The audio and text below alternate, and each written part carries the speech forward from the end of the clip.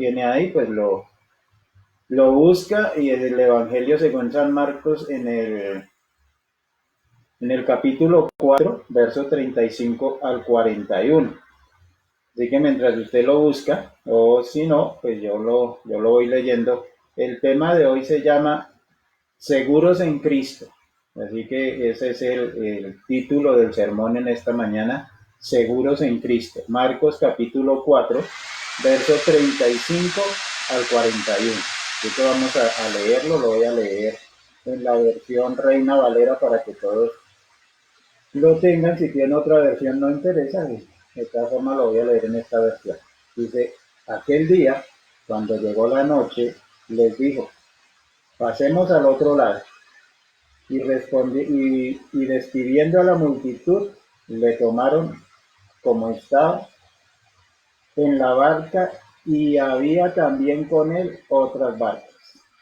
Pero se levantó una gran tempestad de viento, y echaba las olas en la barca de tal manera que ya se anegaba. Y él estaba en la popa durmiendo sobre un cabezal, y le despertaron y le dijeron, Maestro, ¿no tienes cuidado que perecemos? Y levantándose, reprendió el viento y dijo al mar, calla, enmudece. Y cesó el viento y se hizo grande bonanza. Y le dijo, ¿por qué estáis así amedrentados? ¿Cómo no tenéis fe? Entonces temieron con gran temor y se decían el uno al otro, ¿quién es este que aún el viento y el mar le obedecen? Y así se inclina su rostro y vamos a darle gracias a Dios por la palabra de esta mañana. Señor, te damos gracias porque tú, Señor, nos has bendecido al permitirnos estar en tu presencia, Señor, y estar en esta mañana a través de este medio, llevando tu mensaje, no solamente para la iglesia, sino también para las otras personas que se conectan a este medio. Señor, te pedimos que los bendiga, los guardes, los protejas en este tiempo de incertidumbre, que seas tú ayudándonos en el nombre de Jesús. Amén. Damos gracias a nuestro Dios. Así que Marcos capítulo 4 del texto que acabamos de leer. Así que leyendo este texto bíblico podemos entender de la indignación de los discípulos. Y yo quiero que nos imaginemos por un momento la escena, que cada uno de nosotros nos imaginemos la escena y miremos lo que estaba pasando.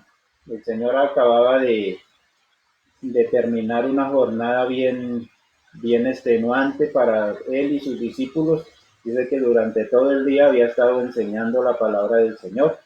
Y en la tarde, entonces cogió los discípulos, se subieron a la barca y les dijo, pasemos al otro lado. Y se fueron para la otra ribera del mar. Así que dice que nos vamos a imaginar la escena, y dice que una violenta tempestad arreciaba, dice el relato. El viento aullaba, no sé si ustedes han escuchado aullar el viento cuando está bien fuerte, que a veces uno está en el campo, el viento aulla. Y las olas castigaban ferozmente el bote en que ellos iban. Así que esta es la escena. Los discípulos estaban empapados por la espuma del mar y el agua que se metía con insistencia en toda la embarcación. O sea, eso era lo que estaba pasando en ese momento. Y los discípulos luchaban con desesperación para no hundirse. Y Jesús, ¿dónde estaba? ¿Dónde estaba en ese momento el Señor? Dice el relato que estaba en la popa. La popa es la parte trasera del barco, la parte de atrás. Y él estaba durmiendo. Dice que estaba durmiendo sobre un cabezal. Ahí estaba, de almohada tenía un cabezal.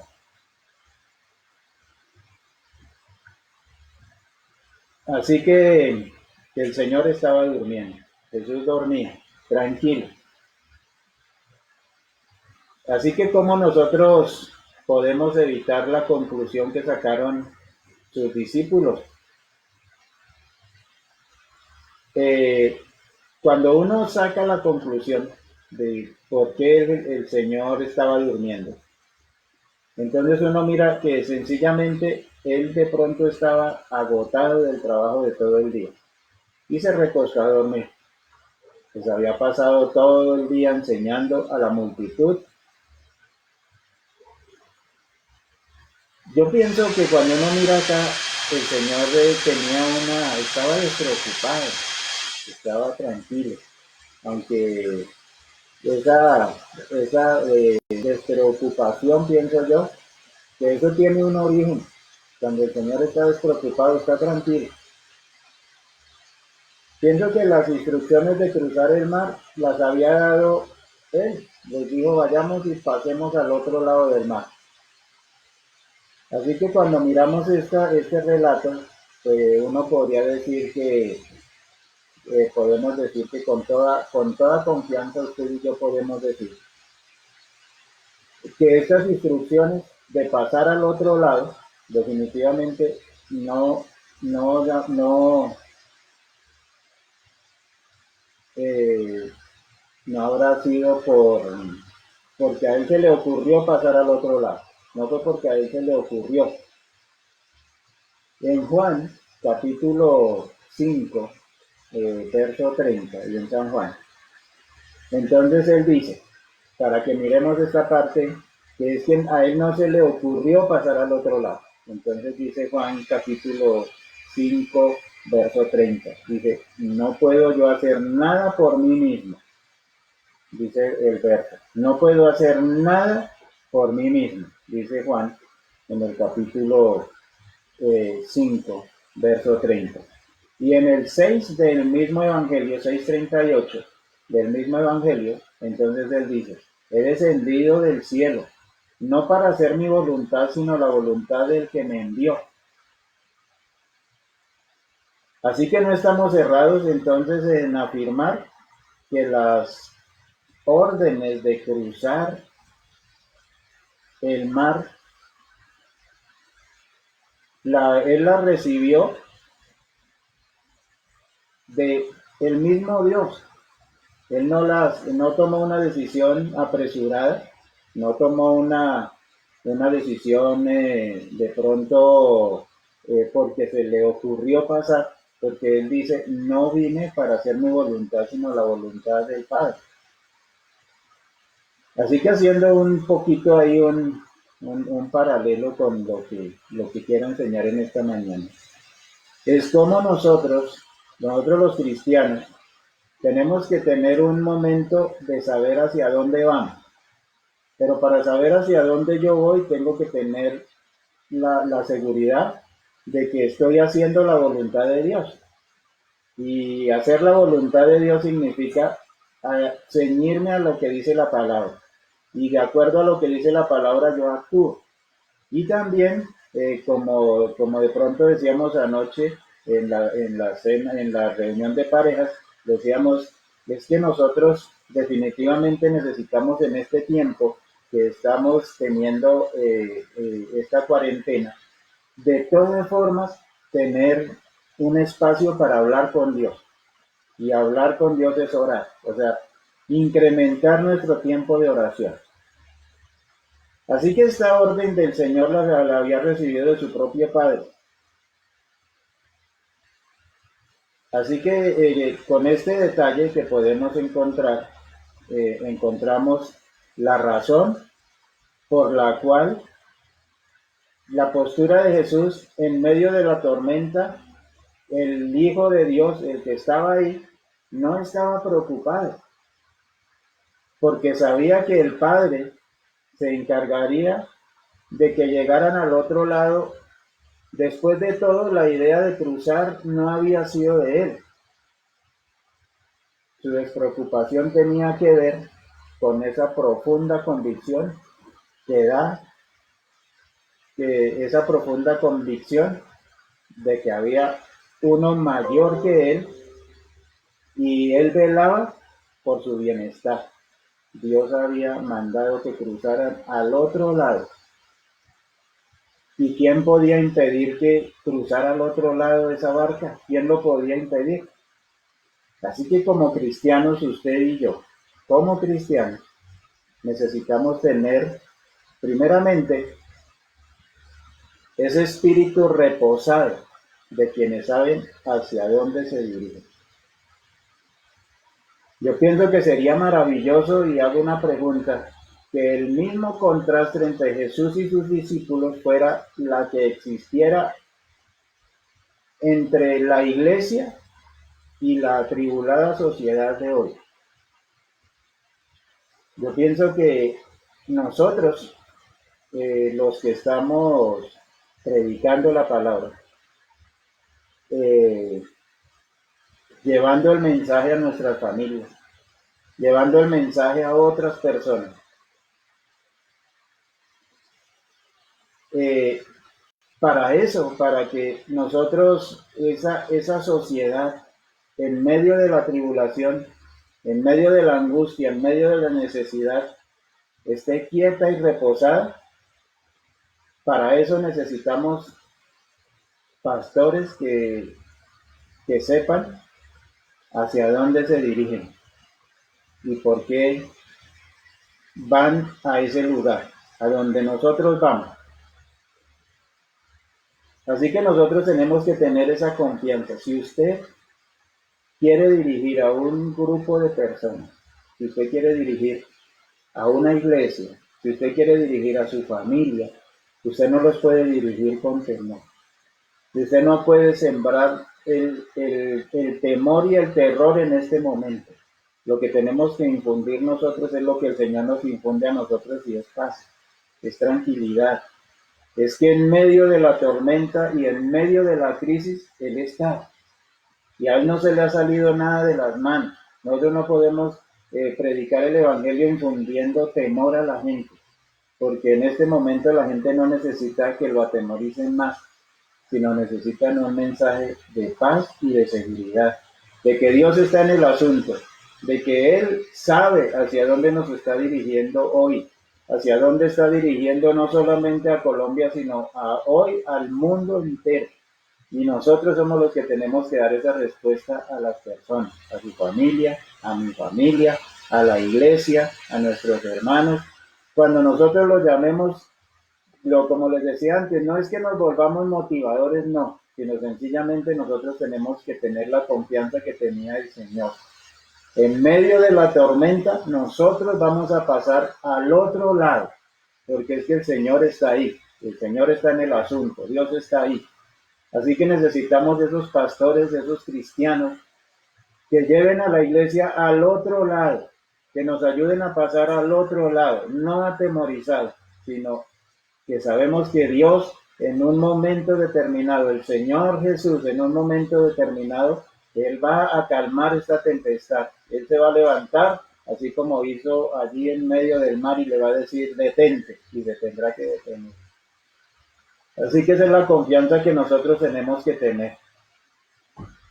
Al igual que Moisés, porque Moisés un día, cuando iba saliendo de la esclavitud, Moisés, cuando llegó a ese sitio del Mar Rojo, cuando el pueblo llegó al Mar Rojo, cuando el pueblo llega allí y fue presa del pánico, necesitamos decirle a nuestra gente, y cuando digo nuestra gente es la iglesia, es su familia, es las personas que Dios le ha dado a usted para que en este momento los guíe espiritualmente, y en ese momento es donde nosotros tenemos que recordar esas palabras que dijo Moisés. Y entonces Moisés dijo,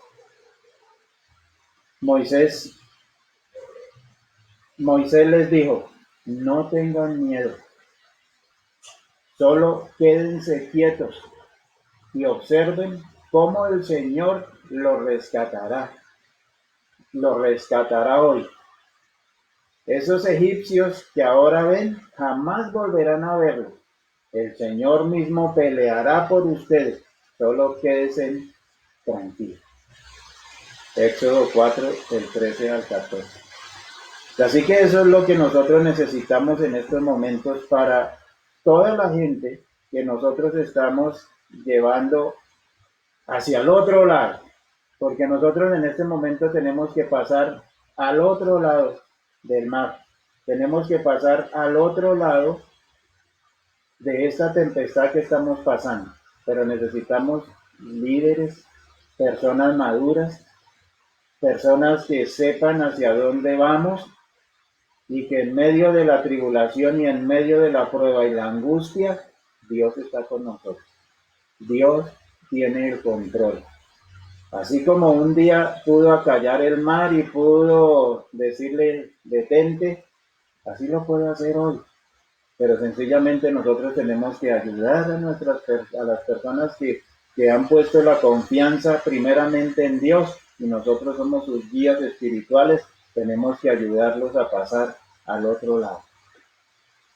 Y no es atemorizándolos, sino sencillamente trayendo esa confianza, esa paz que Dios trae en estos momentos de desolación, de tristeza, donde de pronto nosotros estamos atribulados, pero no estamos destruidos, dice la palabra.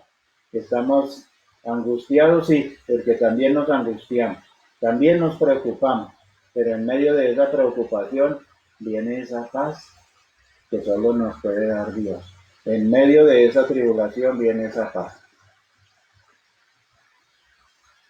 Porque esa actitud de confianza y de paz solamente la podremos tener si usted está absolutamente seguro de que está haciendo está haciendo la voluntad de Dios. Así que si usted está seguro que está haciendo la voluntad de Dios, créame que lo que estamos pasando es la voluntad de Dios. Es la voluntad de Dios. Es la voluntad de Dios que nosotros estemos en nuestras casas. Es la voluntad de Dios. Es la voluntad de Dios que usted hoy tenga su familia ahí. Es la voluntad de Dios. Que hay muchos que se van a enfermar o nos vamos a enfermar, sí. Pero de todo esto nos va a sacar Dios. Porque Dios nos va a pasar al otro lado. Así que cuando yo creo que estoy haciendo la voluntad, eh, tengo que tener la plena confianza en Dios y la única manera de estar seguro es haciendo su voluntad, la voluntad de aquel que sabe que usted está haciendo bien y eso solo lo sabe Dios. Así que mis hermanos, cuando usted y yo entendemos esto, entendemos que esa paz que Dios nos transmite a nosotros y nos da a nosotros estamos en la obligación de transmitírsela a otros también. Esa paz que usted tiene, esa seguridad que usted tiene, se la tiene que transmitir a otros. ¿Cuánto va a durar esto? Ninguno lo sabe, nadie lo sabe. Todos nos quieren resguardar, todos nos quieren cuidar, el Estado quiere cuidarnos, todos nos quieren cuidar para que no nos pase nada malo. Pero por encima de todo eso está el Señor.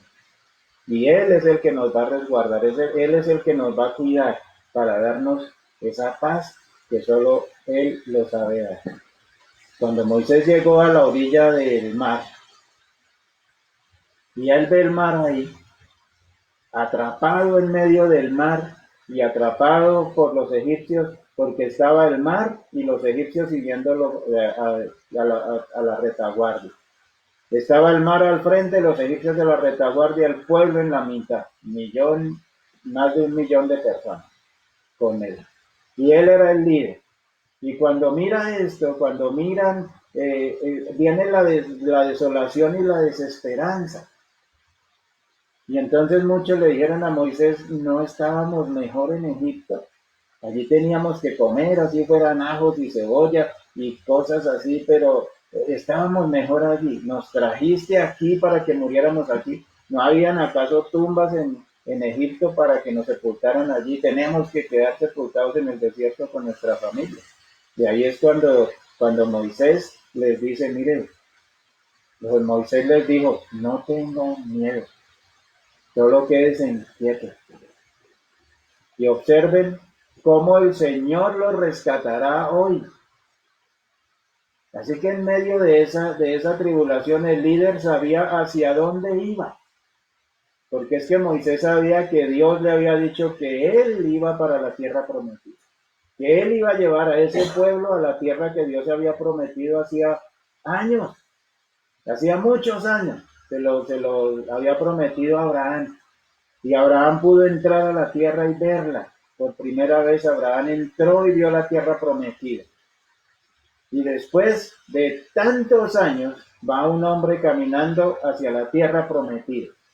Pero uno podría pensar, cuando yo voy para la tierra prometida, cuando yo voy a la bendición que Dios me tiene, entonces nada se me pone por delante. Y es cierto, pero llega un momento en que se pone por delante el mar.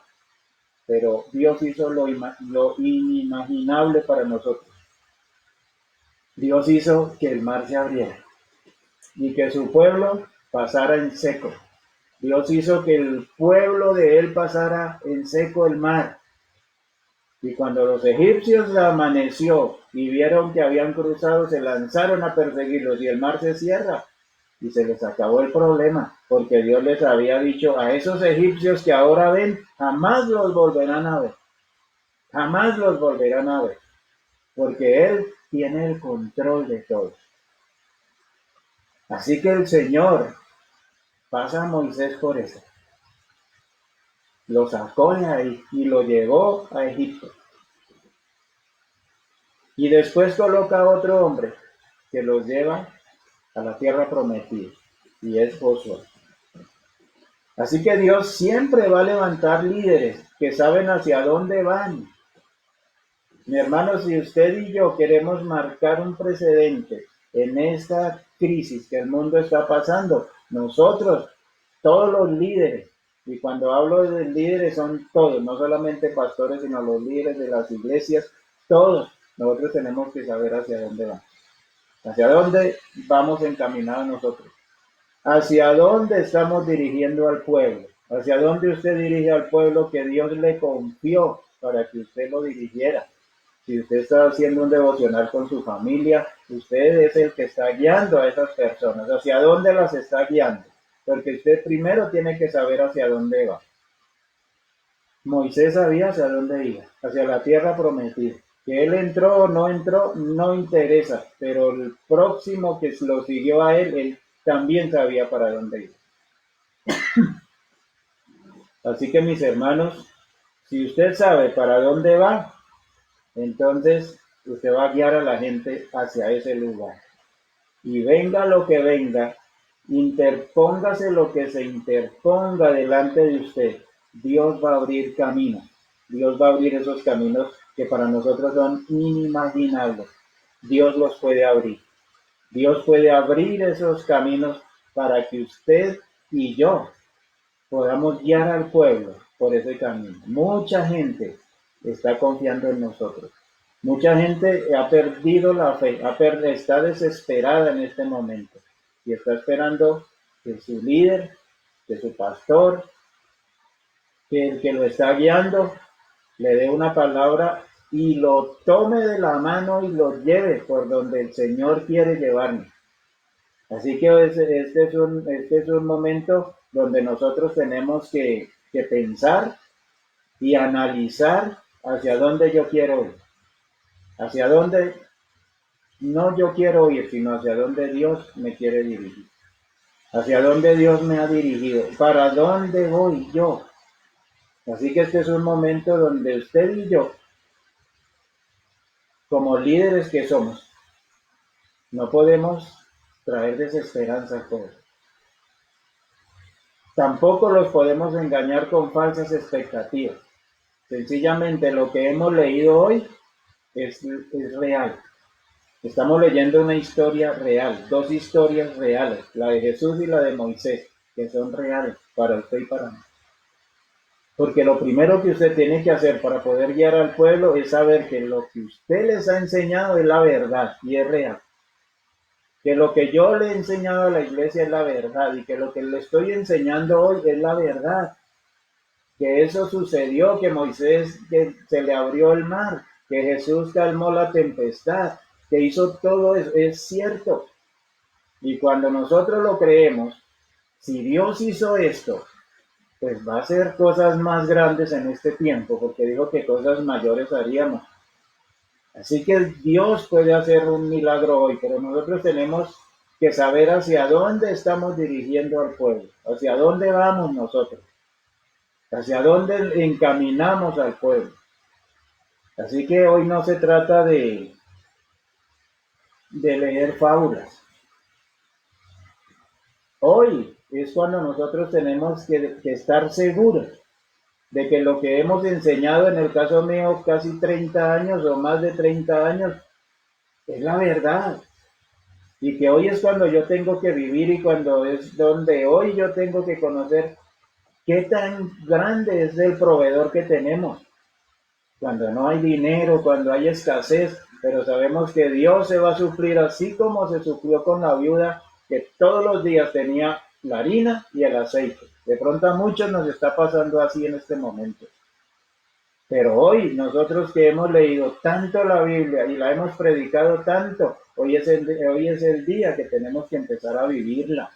Tenemos que empezar a vivir esa verdad que nosotros hemos predicado y tener esa confianza y esa fe de que si Dios hizo esto en la antigüedad, lo va a hacer hoy igual, porque la Biblia dice que Él es el mismo ayer, hoy y por todos los siglos. Él no ha cambiado. Créame, mi hermano, que Dios no ha cambiado. Y yo sé que va a venir momentos de escasez, momentos de dificultad, sí, porque no podemos tampoco ocultarlo.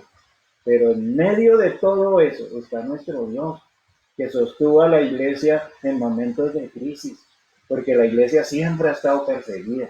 La iglesia ha sido una iglesia perseguida desde el que la fundó, que se llama Cristo. A él lo persiguieron hasta que lo mataron. O sea, la iglesia siempre ha sido perseguida. Y si ahora las circunstancias la están persiguiendo, Dios se va a suplir. Y esto no es para caída, sino es para levantada. No es para que la iglesia se destruya, es para que la iglesia se fortalezca. Porque como decía Herida anoche, decía, hoy estamos ya aprendiendo a vivir sin el pastor, porque el pastor está a la distancia. El pastor a veces nos llama simplemente porque no puede venir, pero cada uno vamos a vivir el Evangelio como lo aprendimos, como lo hemos predicado. Hoy tenemos que vivirlo de verdad, o sea, vivámoslo de verdad, vivámoslo, ayudemos, los que podemos ayudar, ayudemos. Gracias a Dios hemos podido dar acá mercados, gracias a Dios hemos podido sacar de las ofrendas de la iglesia para darle a los necesitados, gracias a Dios. Gracias a Dios. Y sigamos ayudando, sigamos dando. Si usted Dios le ha dado dinero, compre una librita y désela a alguien. Si no la puede traer a la iglesia, hay muchos necesitados hoy.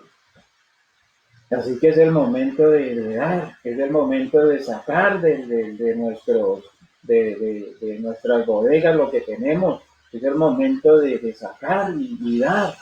Porque en la iglesia no es solo que entre y nada que salga, llegó el momento de sacar también y darle a los necesitados. Llegó el momento de nosotros, de verdad como iglesia, ponernos a la brecha de todo esto que está pasando y decirle, Señor, aquí está la iglesia para apoyarnos, al menos nosotros mismos, nosotros los que profesamos esta fe, profesamos la fe cristiana, al menos nosotros. Mis hermanos, llegó el momento de vivir el Evangelio. De verdad que llegó el momento. Y cuando nosotros creemos esto, cuando usted cree de verdad esta palabra, cuando usted la encarna, la hace vida, la cree y está tranquilo, porque cuando yo tengo al Salvador en confianza, entonces mi hermano, yo soy el que tengo que seguir, yo soy el que tengo que seguir porque ya, hermano, llegó el momento, hermano, de que nosotros tenemos que llegar al momento de entregar, de darnos por completo a la palabra del Señor. Así que mis hermanos, de verdad que para mí es un privilegio y yo quiero en esta mañana orar por cada uno de ustedes.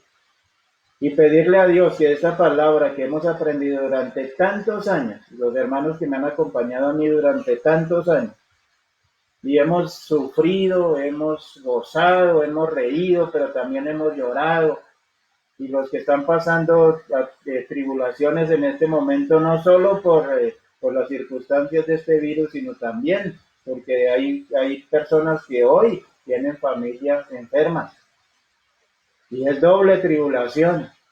Es doble tribulación. Y yo quiero orar por esas personas hoy, porque yo sé que Dios tiene el control de todo. Mi hermano, llegó el momento de creer lo que dice la palabra. Y yo sé, mis hermanos, que nosotros hoy estamos fortalecidos en el Señor. Hoy estamos tranquilos, porque al Dios que le hemos servido con toda honestidad. Con toda honestidad. Los que pertenecemos a la iglesia sabemos que si algo tenemos nosotros es la frente en alto de ser honestos en lo que hacemos. Gracias a Dios por ustedes, gracias a Dios por la gente que Dios me ha dado para pastorear, porque son gente que en estos momentos he sentido su apoyo, pero también quiero que sientan que también los amo, también siento la carga de ustedes. Y así que mis hermanos, voy a orar por ustedes, voy a orar por los que están enfermos, por las personas que tienen familiares enfermos, que Dios en su infinita bondad y en su infinita misericordia los levante de ese lecho de enfermedad. Así que incline su rostro y vamos a orar. Señor, te damos gracias, Padre de la gloria. Hasta hoy hemos visto tu fidelidad. Nuestra alacena no ha faltado el alimento y sé que no va a faltar. Porque tú, Dios, lo has prometido, y de algún lado, Señor, tú te suplirás para darnos. Tú eres nuestro protector y nuestro Dios. Señor, también quiero orar por cada persona que tiene familiares enfermos hoy. La hija de mi hermano Ciro, la mamá de Carmen Ligia, Señor. Oro por ellos y por los que de pronto, no sé, pero hay varios que están enfermos. Yo quiero orar por ellos y pedirte, Señor, que tu infinita bondad y misericordia coloques tu mano de sanidad sobre ellos, Señor, para quitar toda dolencia, toda enfermedad, Señor, porque creemos que tú también sanaste ayer y sigues sanando hoy. Tú eres el mismo, Señor. Gracias, Dios, por el privilegio que nos das de reunirnos en esta mañana, porque, Señor, gracias a ti están estos medios, que los estamos utilizando bien, Señor, gracias. Oro por cada una de nuestras familias. Señor, oro por mí, por los hermanos que están guiando a sus familias a través de las redes sociales también, las reuniones de grupos, de familiares que están haciendo, Señor, de sus propias familias que los están guiando. Señor, muéstrales el camino, muéstrales hacia dónde los tienen que guiar, Señor. Muéstrales, Padre, revélate a la vida de ellos. Gracias, Padre, bendícelos, dales palabra de sabiduría para que ellos puedan guiar a sus propios familiares y a los amigos que se conectan. Señor, muchas gracias. Te pido, Dios, que nos bendigas en el nombre de nuestro Señor Jesucristo. Amén. Hermanos, Dios les bendiga. Así que, mis hermanos,